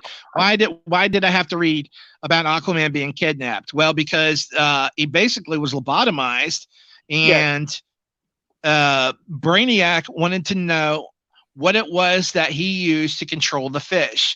And the reason he wants this is he wants to identify the same type of area within the monkey, Grodd, on how he can do mind control so that he can better control Grodd. And the great thing is, and I never thought of this, but it goes against a lot of the continuity we've had in Aquaman lore, so to speak. But they treat Aquaman as an amphibian. An amphibian will you cut a piece away, it grows back. Yes. And I wish they would have done that back in the 90s, Mr. Peter David. Yes, with his arm, his hand. Yeah. Yes. Or what? About 10 years ago when his hand was taken again and he had one made out of water. Either way, this would have been nice because I kind of like my Aquaman whole. Read. Dude, I love how creative it was. I love the whole scene where they find this stuff out that you're talking about the amphibian aspect of Aquaman, because when they finally find him, they think he's dead for a bit. They were all pretty sad. They're all messed up. And then Niles Calder, the chief from the Doom Patrol, is the one that find, hey, guess what? He ain't dead. He's Aquaman. And he's amphibious. I guess it just makes sense. It works. And look, that's a luxury you have with a quote-unquote Elseworlds continent. You can do whatever the hell you want. Now, these days, I feel like our normal continuity is Elseworlds, and this is probably more real than what I've seen in most comic books. I'll take it all day long. I wish they'd do a sequel. Do another one. Did you figure out who it was that because there's one panel, and oh God, what issue is this? Where you look at Ralph Dibny, the elongated man, and you get a close up of his face. And I looked at it, and it's like, I know who his model is. It was in the issue 8. It's about halfway through issue 8. No, I did not. I didn't nail him. Is it obvious? It's a pretty good obvious one. I think so. Go for it. It looks to me like he's using Woody Harrelson, at least in the image I'm looking at. Wow, it could be. He does that. I mean, look. I'm on the page. I'm looking at the page where they're in the fortress, and Ralph and Plastic Man, the elongated man, Plastic Man, have always kind of had a back and forth because it deals with insecurities where it's like, dude, if you're here, then I don't need to be here, and you don't need to be here because I'm already here. I was here first. And it's like, no. I had my powers first. And so they've always gone back and forth. Anyway, they have this argument here in the book. And while the argument's going on, you get a close up dead smack in the middle of the page. And I'm like, holy cow, that's Woody Harrelson. Amazing. Yeah, that's good though. I have to look back up and say, man, I didn't even think about that. This goes back to when his first and one of his seminal works, of course, Marvels, which I love. We should talk about that one day. When he just flat out went all. I mean, it was not that he's ever all that subtle, but he really wasn't subtly. But Reed Richards was Russell Johnson, and I mean, he based a lot of characters off of famous actors and stuff. Obviously, way before Patrick Stewart ever played Professor X, Alex Ross made him Professor X. Timothy Dalton was Tony Stark. Tony Stark, yes. At a younger age, he'd have been a great Tony Stark. Again, there's so many wonderful pieces. So I'm looking right now. I'm on issue like 5. I'm on the DC app, and I'm looking at that big whole page spread or the big gigantic panel of the Batcave when Superman is flown in there by Captain Marvel. I'd love to have a gigantic big frame picture of that. It's got the Batmobile, Batboat. You can see the head of the dinosaur, the penny a little bit, the big Joker card. Oh, it's beautiful. Yep, looking at it right now. Oh, I love that. I love that page. And you can I'll tell you what, I'll let you have this one, and I'll take the one that Dick Sprang did from when was it, the early 50s, the Batcave drawing that he did with Batman and Robin in the corner where you kind of look into the Batcave, the Dick Sprang drew. I've always wanted that poster. Oh no, look. Dude, no, I mean, this was beautiful, but no, I would take that one in a heartbeat. A buddy of mine who has been done comics for a while, Stephen Butler, a great comic book artist, a good buddy. He did commissions, and he's done commissions, and he's so good at reproducing those old styles.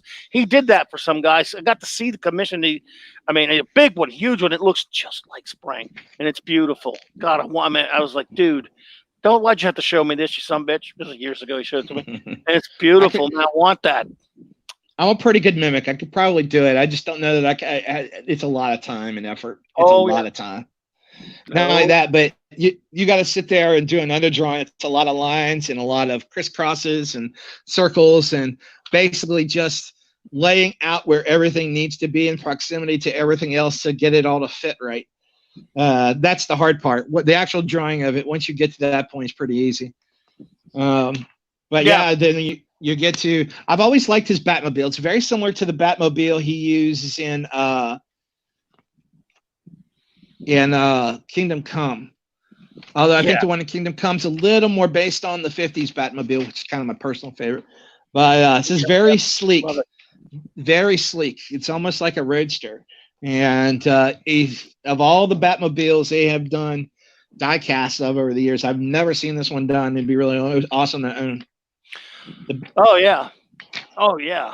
Another great representation of the Batcave, not to get too off topic there, but the DC app, when I would back before I was able to cast it to my TV and it wouldn't work for some reason when I had the old app on my old phone or whatever, it would just put up a big gigantic Batcave. I don't know who did the art on it. And it would buffer, for like an hour going, this is annoying. I can't get through, but this Batcave is so perfect. I'm staring at this sucker. I don't know when you did that one. Anyway, it was a screensaver. Neither here nor there, but yeah. And again, so that's beautiful art. It was probably Jim Lee's from the was it Batman Hush, or was it from All Star Batman and Robin? It was All Star. He did about giant 2-page spread. Oh, okay. Well, I won't hold it against him because I still like it, even though I'm not much of a Lee fan. Yeah. Again, even though he and I were born on the exact same day, same year. Well, you know, strange trivia. So the what's it? I think basically we're at the point now when you get sort of like the halfway point where the heroes are starting to solve their own all these problems and dilemmas that were started for them by the villains. There's some pretty cool stuff in there. One of my favorite bits. Again, I know we're jumping all over the place, but we're just giving you guys out there just a basic rundown of what the story was about a little bit. Nothing has to be that precise or anything, because I hope a lot of you will read it and get something out of it. But I love a lot of that stuff with Hal Jordan, and I really love, again, the way they get out of stuff. That's a key element, in my opinion, of what makes this book so entertaining. Is that yes, it's got its dark points and things like that, but it's never. Again, some areas it really is so well thought out. And other ones they have very basic comic book solutions for stuff, never letting you forget these are comic book characters. For example, a lot of that point you're going, man, how's Hal going to get back? I mean, he's going to be in that battery forever, and there's no way who's going to find him? The Guardians aren't going to find him. And I was genuinely curious because my memory's so bad. Even though I read that before, I forgot totally what it was. And again, pretty easy. Phantom Stranger shows up. Satana sent me to look for you. He can go anywhere. So, boom, it just worked. And you accept it. I mean, yeah, it makes sense to me, man. Sure. Phantom Stranger can do shit like that. So it's perfect. Not only the Phantom Stranger, but there is there's something he makes a jab about let's see if I can find it. I'm on the page now, but basically he makes a jab about seeing what it is when you build an Earth in your own image and try to live in it. And all I could see was him taking a jab at the death of the beginning of Parallax and the death of Hal Jordan and the beginning of Kyle Rayner. It was just a quick jab, and then but it was a lethal punch, and I thought that was I read it and just went kind of that's funny. Well, I love it. I mean, it's well known. Again, no matter what differences I have in real life with Alex Ross, it's well known that he hates Kyle Rayner, and so do I. Interestingly, remember one of the first things he did for DC, I think the first thing maybe, was a poster that they, right after Marvel, so they kind of laughingly called it DC's. And of course, it's got all those versions of the Justice League that I can't stand. The Aquaman with the stupid hair and the Spike, and Superman with long hair, whatever, just crap. And it's got Kyle Rayner. And he had not, even though he was popular. I met him at the con when that came out, actually. I met him at the con when that came out. And that was just when that thing came out. And I was like, yuck, I hate that thing. And I'd read somewhere later that he said, yeah, he did it. But he also told DC that that's the first and last time he'll ever draw Kyle Rayner. Now, he may have drawn him since then or, painted him since then. But he's on record that I've seen that he doesn't like him and good because I hate his guts. Screw him. Yeah. Now, the scene I was telling you about with Dibney and Plastic Man happens right before the Phantom Stranger shows up to meet Hal. And I don't know where you are on your screen or on your tablet. I'm still at issue 5 right now. Oh, you're so far back there because that's like issue 8 when the Phantom Stranger shows up.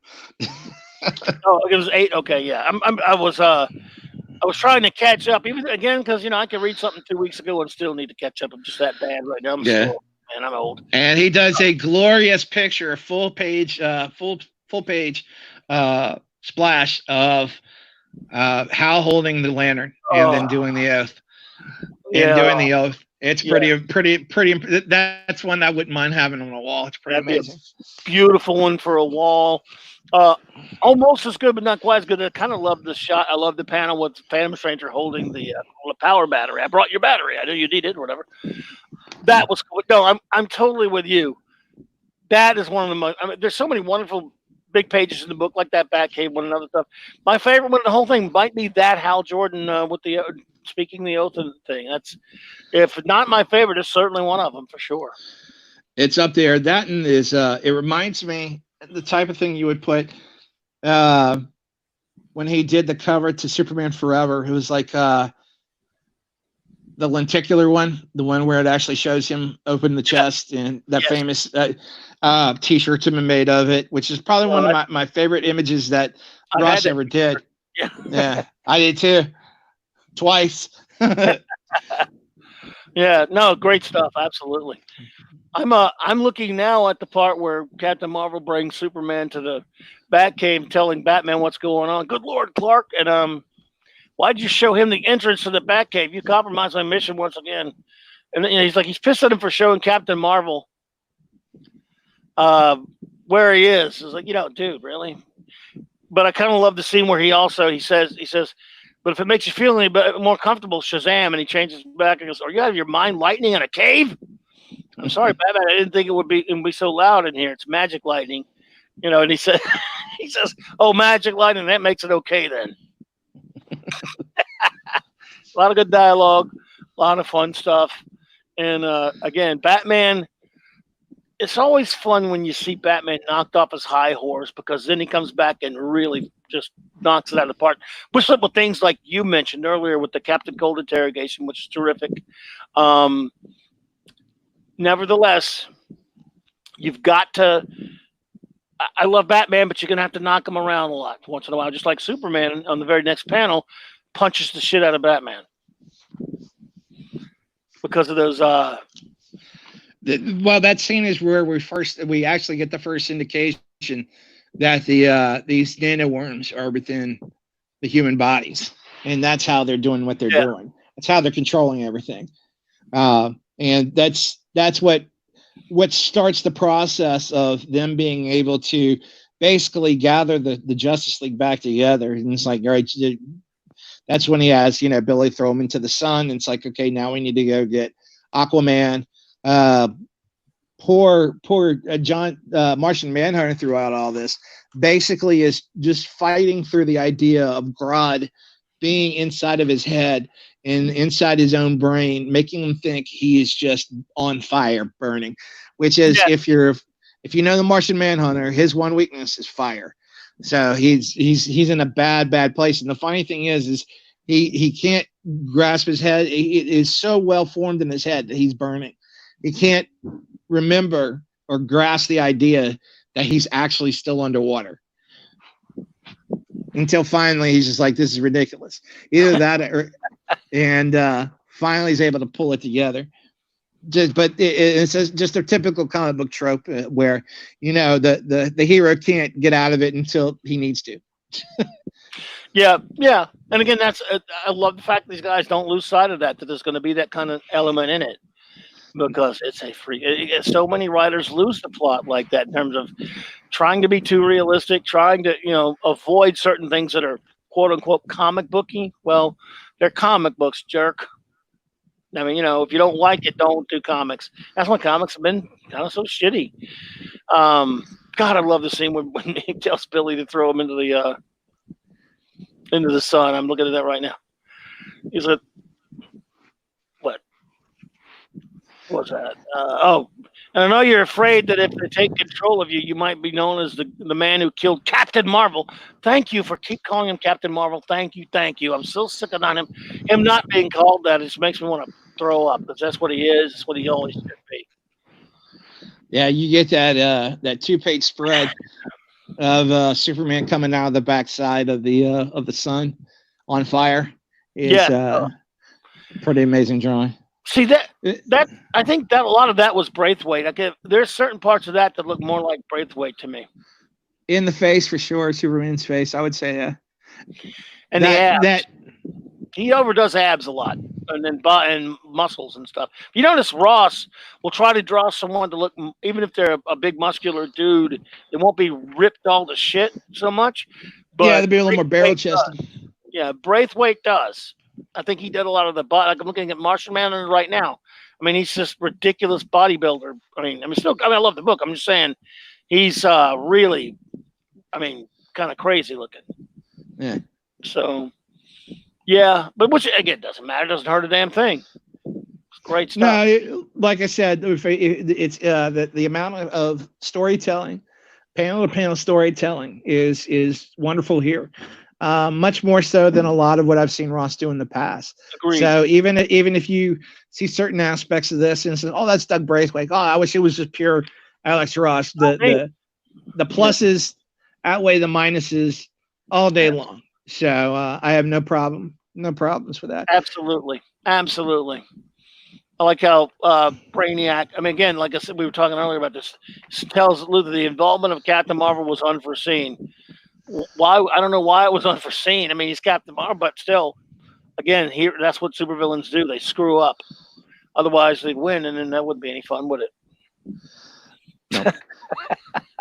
Well, we get to a point in here where once they've gotten to the fortress and Aquaman is kind of back in action, Mira shows up, and it's something that we hadn't touched on in the book, but Aqualad has also been put under control, and he's been made to do something that is actually was continuity within the title of Aquaman. Late 50s or in the 50s and 60s, the number run. Back in the original run, Apparel was still doing covers and doing some interiors. I'd say Don Newton was doing, Ross Andrew was doing interiors on the book at that time, which is Black Adam steals Aquaman and Mira's son. And if you ever were wanting to piss off Aquaman in any way, shape, or form, this would do it. Yeah. Yeah, absolutely. Ace Cast Iron. Great to see you there, my good friend. Yes, indeed. So, yeah, go ahead. Yeah, Garth steals his no Garth. Oh God, Aqualad. Can't remember his name. Yeah. Is it Garth? Yeah, it is Garth. Yeah, you're right. It's Garth. Yeah. Yeah, you got it. Yeah, and he basically, Mira is concerned because no one has seen Aquaman the King in weeks, and so Garth is there, and it's like, oh, well, he was captured by Black Manta, and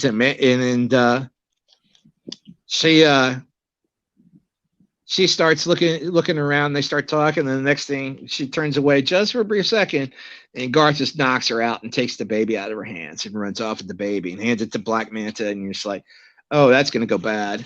Yeah. And we get a pretty brutal when Arthur comes back and the whole thing starts to finally go down. We get a pretty brutal Aquaman. He's not happy. Not happy at all. I'll say, you're talking about Doug. There's some images of Aquaman that are really Doug Braithwaite too. You see, it shows through. It's in the faces and then in the eyes. But yeah, you're right. There's some stuff in here that's definitely him. The more I look at it, I still like it though. I mean, it's still great. I mean, it works too, because again, like you said, whether that has to do anything with this or not, it is really. The storytelling definitely feels more like a comic book type of storytelling than any other Ross book. Yes, absolutely. Which I think is crucial about that. So yeah, I was trying to jump ahead a little bit to where you are, but you're, we'll stay where you are because you're farther ahead, and we kind of covered most of that stuff that I was just kind of going back to a little of some of the stuff where the heroes were starting to get better, like we talked about how Wonder Woman, and Batman with the lasso and all that stuff. But let's proceed from where you're at, which is, farther along anyway, where we've got Aquaman back with the other. Everybody's pretty much at the fortress at this point, and Aquaman's pissed, and we finally find out that the scratches that have come about on Wonder Woman on her face, been due to the cheetah, aren't just scratches. That she has been poisoned with Centaur's blood, and slowly but surely she is turning back into her natural state, which in this case is clay.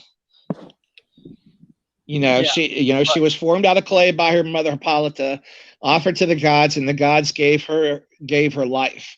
And because of the poison the Centaur's blood, she is slowly, her face is starting to show cracks, and she's beginning to turn back to clay. And yeah, you get to the point where, again, where we had the Dibney and Plastic Man. Then we get Hal. Hal is got his lantern back and is working his way back to the fortress as well.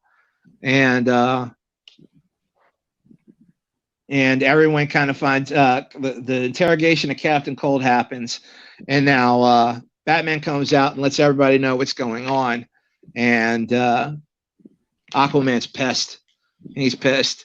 Oh, but this is also there's been a contingency plan for this by Brainiac, which is, if I can't get the heroes out of the commission by keeping them busy, then basically I'm going to take everybody else.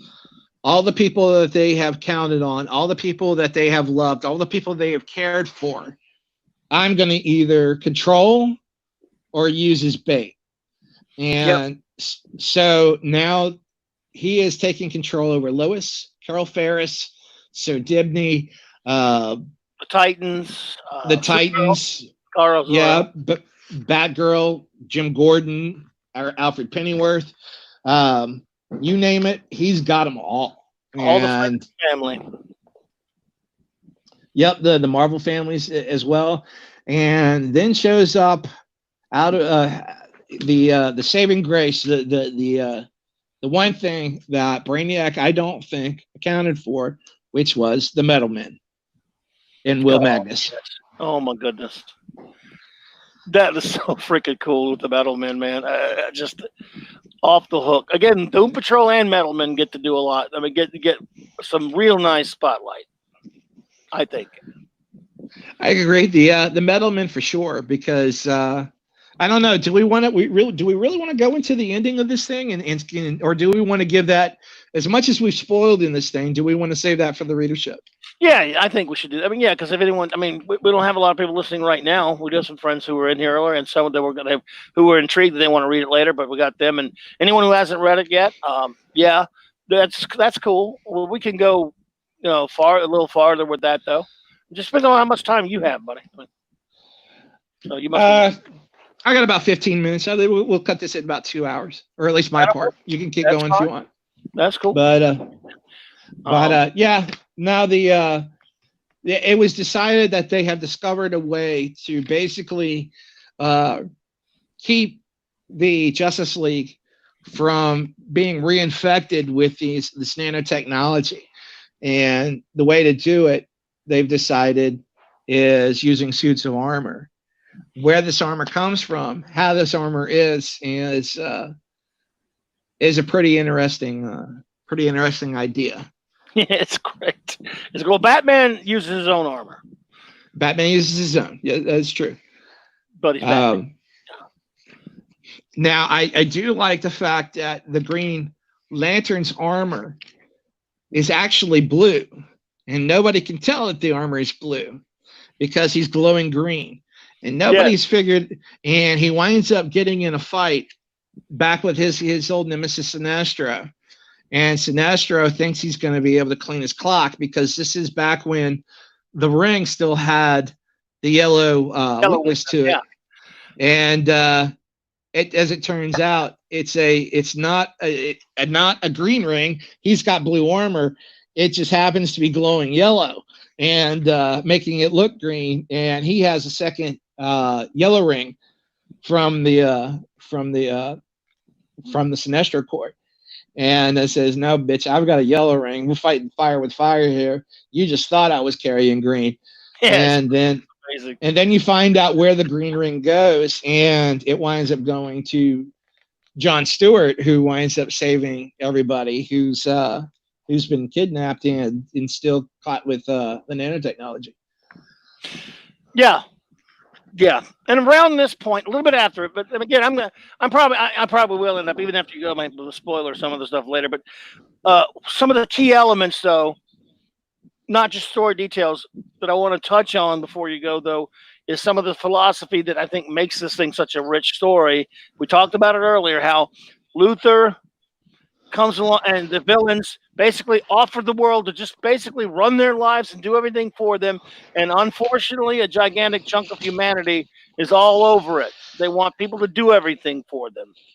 And at first, the writing is definitely slanted to think, wow, are the villains really? I mean, what am I reading here? Are they really good? And all this time, they just have good intentions? No. This book clearly delineates that they are a bunch of slackers and losers for just wanting it. Again, as I said it earlier, I'll say it again. When Luke asks Yoda, is the dark side stronger? He says, no, it's quicker, easier, more seductive. Exactly. The heroes come along, and they were portrayed in a poor light for a while by the villains, but eventually we see that the heroes, once they get there to second breath and they weren't completely defeated, like, no, screw you. It is clearly delineated. The philosophy of this book is villains or anybody, superpowered beings are not the be-all and end-all answer for everything, and you don't want a bunch of superpowered beings being gods and basically dictators. And the book does a great job of making that point in the second half of the series. So it's one, so I love that it makes a distinction like that. It does it pretty well. And the heroes, they're there to help and save people. They're doing what superheroes do. The villains, they are villains, and there's never a time when they're not villains. It's just that they really believe they're bullshit. And it is bullshit. So, but unfortunately, the book does show that, man, there are a lot of people in the world that want that kind. They want governments to do. I mean, this is almost a pretty good allegory for people who want governments to do everything for them. When I read it, I was really astounded just how topical it is. Topical. It is for the world we live in today. I grew up in a very conservative household. I'm even a liberal. I would consider myself a little more socially liberal than my father, only in the fact that I kind of look at it like Star Trek. You had, I look at conservatism as a very, Ben Shapiro says, facts don't care about your feelings. Yes.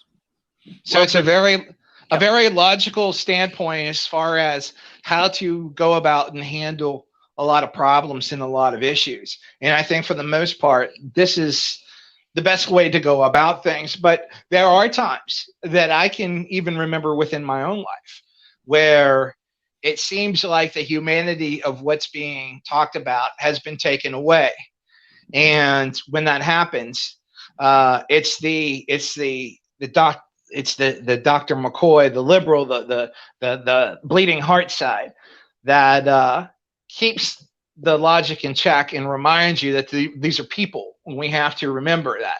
And if it were possible, if there was any way for our government to actually work as two halves of a whole, and then have a president be able to examine both sides of the issue, and then say, this is the way I think we should go, and it be the Kirk of the whole deal, then the government could actually probably function properly.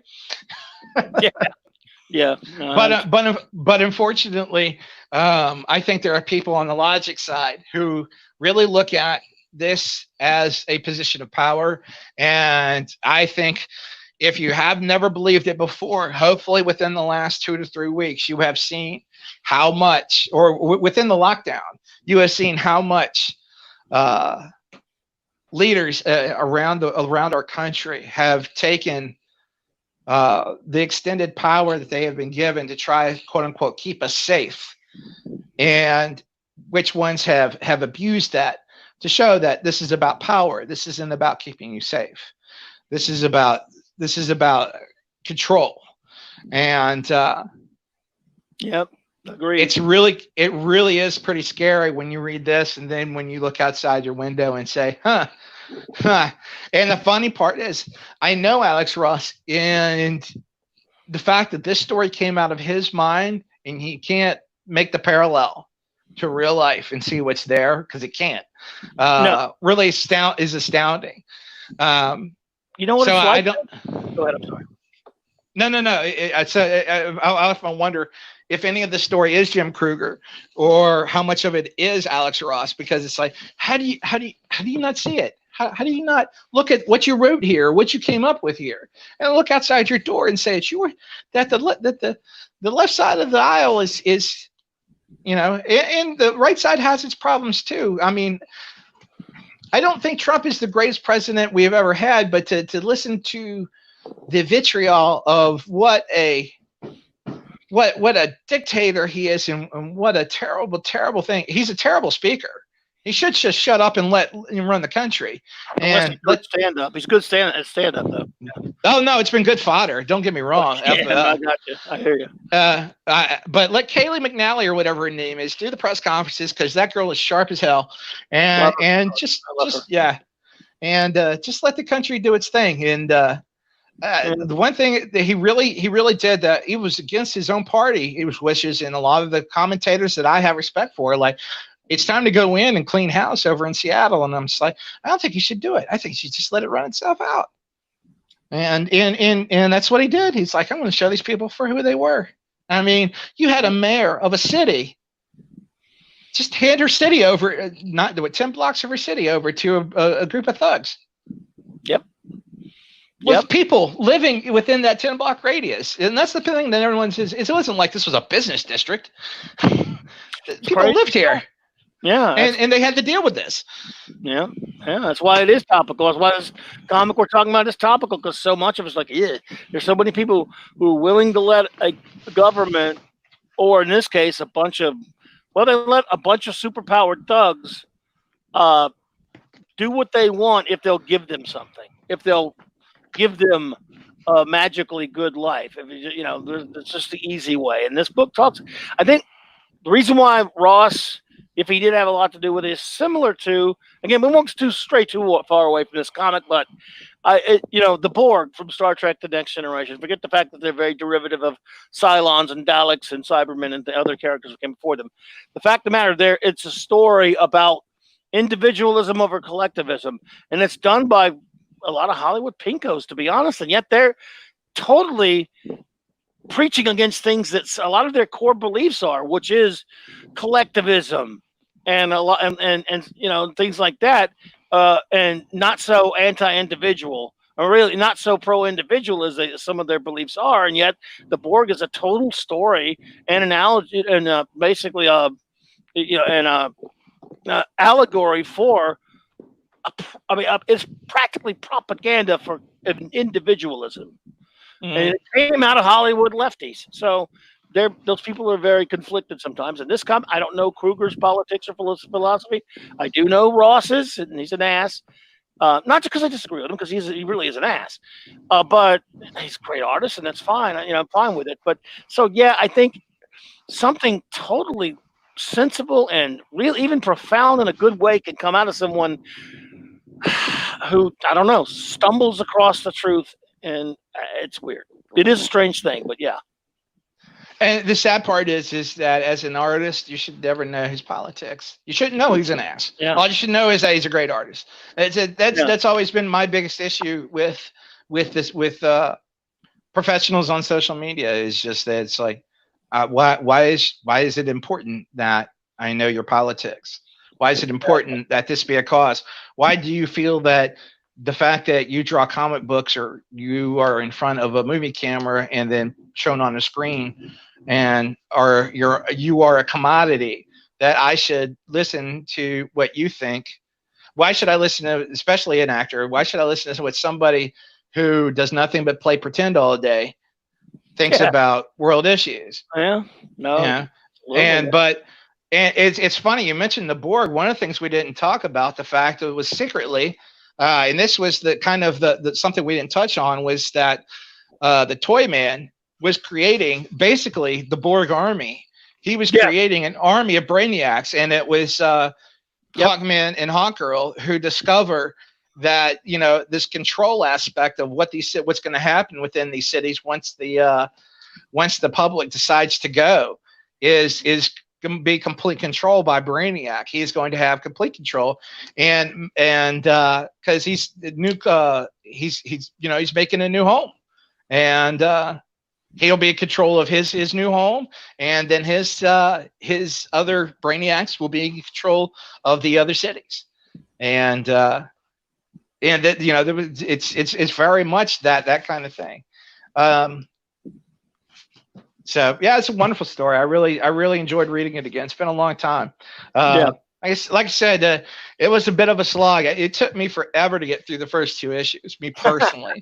But I've got, I'm trying to take care. I've got an 11-year-old who's running around the house, and while I'm home for a certain amount of time, and while I'm here, it's try to get this done, try to get that done, try to get this done, and so it's a lot of the checklist stuff I got to do. So it was a little tough, but we got it in at just under the wire. So, but yeah, at the end of the day, I give it a recommend. I definitely give it a recommend. This is a good one to have within your collection. You won't be sad to have it, for sure. Yeah, and again, whereas I think a lot of people may have given short script to the story and the script, because the art, again, as I said at the beginning of the show, was omnipresent all over. Comic book shops, there was every kind of poster. I have one of those carrying bags from whatever that company that has the art from one of the covers on there, and I had shirts, everything. But don't let that kind of maybe got in the way of the story for a lot of people. I don't know, but it's a wonderful book. I love it as well, and I love the story as much as I love the art now. And yes, we didn't end it because we figured, yes, we just give you a basic setup of a lot of great things that happen in it. And if you get a chance to pick it up, obviously I'm not telling you to spend money, but if you're able to snag it or read it online, I was just reading it on the DC app out there, everyone. And Eastland, thank you for being here. Thank you for being here. Have a good one. Then do so if you're able to snag it, because I think you'll enjoy it if you love these heroes. So, all right, man. Well, look, dude, I appreciate it, buddy. I had a good time. Let's do it again soon, and whenever you're able. And if you want to pick the comic, you just give me a lot of heads up on it. Well, I'll go ahead. I'll go ahead and tell you what I'd like to do now, and sure. I could probably, if you want to do it, make this a Saturday thing. We could probably make it the Saturday thing, which is sure. There's 3 issues of Fantastic Four. It's considered the 3 greatest issues of Fantastic Four ever made. The Coming of Galactus. What do you think? I mean, it's only 3 issues. Yeah. I don't know that we could fill it. Let's do it. Normally, I wouldn't say we could fill 2 hours with it, but I think we could probably fill 2 hours with Kirby. Let's do that. And if you want, as a bonus, we'll do, because the one that happens right after that story, number 51, my all-time favorite Kirby comic, This Man, This Monster. Arguably one of the greatest stories of the Silver Age of comics, of all comics, in fact, in my opinion. So sounds like a plan. All right, brother. I appreciate it, man. Thanks for being here. I really do appreciate it, man. I had a good time. All right. Well, enjoy the rest of the day being a traitor to the crown. Yes, sir. Down the British. Later, buddy. Later. Oh, my goodness. Well, that was fun. That was a good old buddy of mine from way back, and we had fun talking comics. We covered a good bit, of course.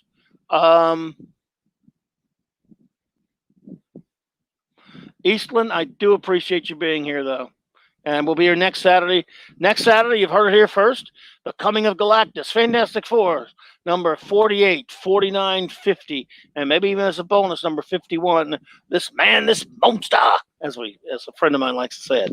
One of the greatest comics ever, of course, all by the great Stanley and Jack Kirby and Joe Sinnott.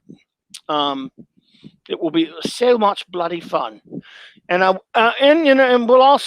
we'll do some other comics in the future, and we're going to pretty soon a Star Trek talk as well, a Trek talk segment. I'm going to have different guests on to talk some Star Trek. So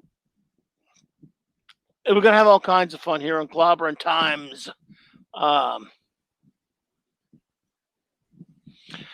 hear you, Eastland. I love the British. I'm an Anglophile. When I say down the British, to me, I'm quoting one of my favorite films, The Great Escape. There's a great scene in that movie where the only 3 Americans in the prison camp, played by the great James Garner, the great Steve McQueen, and the great guy who's now one of the great guys' name I'm forgetting at the moment, not one as great as the other ones. They went out and they dressed up like the 3 what do you call it? Soldiers of the Revolution, and they had a big celebration. And yeah, look, I thank everyone for being here tonight. It was only a few of us here, of course. It's July the 4th anyway. I'll be trying to expand and grow soon, but we got this one recorded. I hope anyone out there who has listened got something out of it. And if you do ever happen to read this comic, please give me a holler. Hey, Jobber, what's up, brother? Fuck yeah. Yeah, man. We just got done, and what we didn't go full on to the very end because Mark had to leave, and he's got unlike me, I got nothing to do. But he's got responsibilities. He's a father. I'm a father, but my kids are grown-ups. But and he was nice enough to come on here, and of course, again, for those who did not hear, next week, excuse me, the Fantastic Four classic, The Coming of Galactus. And I appreciate him being here, and I appreciate everyone standing by for a while there. My fantastic and great friend, the great Ace Cast Iron, had popped in earlier. I don't know if you're still hearing me, buddy, but if you are, but I love you, my brother, and I hope you're doing great. And it's fantastic to see you, Jobber, and Eastland, who are both here. And again, anyone who has listened to this on a rebroadcast, I do thank you. And I hope you got I hope we set the book up enough and examined a good bit of it for you. If he had been able to stay, we probably would have went through the whole thing. Oh, good, excellent. Then you had to do some grilling. Even I had sort of grill, not really. It was sort of if you call the George Foreman grill a grill. But I had me a burgers. So anyway, yeah, we probably would have gone longer, another hour or so had finished and did the whole thing. Mark couldn't make it for the whole time. He decided that we would lay a lot of groundwork for the book, and then anyone who's interested can read it, and it won't spoiler the big ending. But we did give a lot of information on Justice, which is a fantastic book, again, by Jim Kruger, Alex Ross, and Doug Braithwaite. Originally, it was 12-issue MAXI series, originally published from 2005 to 2007. It was a bi-monthly book. I have all the regular issues. And, of course, I plan to get a big trade of it soon. Or I'd like to get the big hardcover of that soon. But I've been reading them on the DC app and blowing up on the TV and everything. So, yeah, look.